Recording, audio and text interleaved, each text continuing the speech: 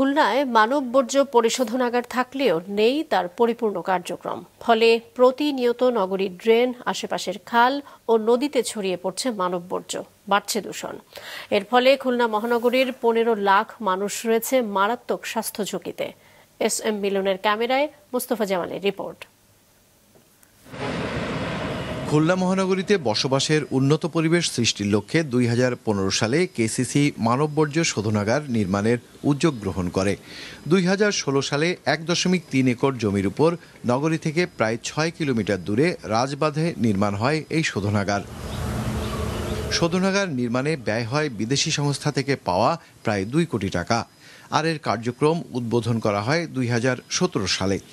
কিন্তু গেল 7 বছর প্রকল্পটি এক প্রকার অকার্যকর অবস্থায় পড়ে রয়েছে। এজন্য মানব বর্জ্য না পাওয়ার অজুহাত কেসিসির বর্জ্য ব্যবস্থাপনা বিভাগের। আমাদের হলো ফিকাল সিলাস ম্যানেজমেন্টের আমাদের যে জিনিসটা চালু হয়েছে, চালু হওয়ার পরে চলতেছে। তবে হলো বাসা বাড়ির থেকে যেটা আমরা নিচ্ছি, তাদের কিন্তু যেদিন নিচ্ছি তারপরেতে আবার কিন্তু আমাদের রেকর্ড হয়ে যাচ্ছে, এমআই সিস্টেমে রেকর্ড হয়ে যাচ্ছে। আবার কবে চালু হবে মানে তাদের দেওয়া দরকার, আবার তাগিদ দেবো। সেই তাগিদ দেওয়ার জন্য আমাদের কিন্তু আলাদা লোক নাই। পরিশোধনাগার পরিপূর্ণরূপে না চালানোর জন্য বর্জ্য ব্যবস্থাপনা বিভাগের গাফিলতিকেই দুষছেন খোদ কেসিসির প্রধান নগর পরিকল্পনাবিদ। ড্রাইভাররা যখন এই ভ্যাকু ট্যাঙ্কগুলো সেফটি ট্যাঙ্ক পরিষ্কার করে নিয়ে যায়, সে কিন্তু ওই ফিকাল স্লাজে আমাদের ট্রিটমেন্ট প্ল্যান্টে ফেলে না। ওর তেল বাঁচানোর জন্য হয় ড্রেন অথবা খালে ফেলে দেয় মাঝখানে। প্রত্যেকটা ভ্যাকু ট্যাঙ্কের ট্র্যাকিং সিস্টেম ছিল। অফিসে বসে মনিটর করা যেত যে ও কোন বাড়ির থেকে নিল, ও কোথায় যে লাস্ট স্টপেজ কোথায় হলো।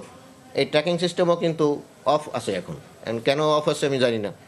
তো যার কারণে কিন্তু এই যে মিসম্যানেজমেন্টের কারণেই কিন্তু ওইটা ফলপ্রসূ লাভ করেনি। কেসিসি সঠিকভাবে মানববর্জ্য ব্যবস্থাপনা না করায় এই জনপদের পরিবেশ মারাত্মকভাবে দূষিত হচ্ছে বলছে পরিবেশবাদী সংগঠনগুলো। যাদের সেফটি ট্যাঙ্কি নাই তাদেরকে সেফটি ট্যাঙ্কি করাতে বাধ্য করা এবং একেবারে একটা নিয়ম করে দেওয়া যে প্রতি বছর ওই সেফটি ট্যাঙ্কি থেকে সিটি কর্পোরেশন মনুষ্য বর্জ্য সংগ্রহ করবে। আর যারা এইটা করার ক্ষেত্রে অবহেলা উদাসীনতা প্রকাশ করবে তাদের বিরুদ্ধে আইনানুগ ব্যবস্থা, তাদের বিরুদ্ধে জরিমানা হতে পারে। মহানগরের 31টি ওয়ার্ডে 87,000 হোল্ডিংয়ে 68,277টি পরিবারের বসবাস। এসব পরিবার প্রতি বছর 7,10,000 লিটার মানববর্জ্য তৈরি করে। নগরীর পরিবেশ রক্ষায় যার সঠিক পরিশোধনের তাগিদ পরিবেশবিদদের। মোস্তফা জামাল, মাছরাঙা সংবাদ, খুলনা।